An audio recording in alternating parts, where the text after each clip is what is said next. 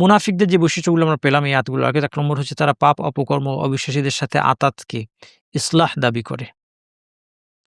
তাহলে মুনাফিকদের বৈশিষ্ট্য বুঝবেন কিভাবে?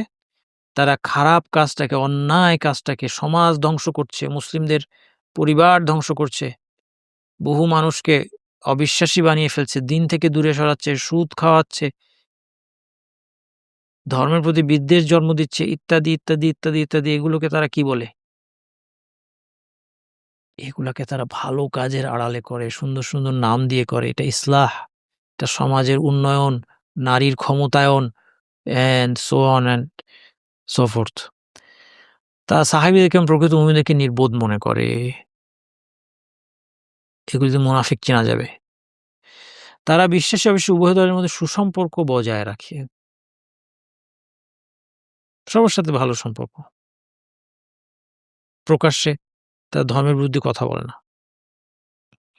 তারা গোপনে মুমিনদের নিয়ে ঠাট্টা বিদ্রূপ করে।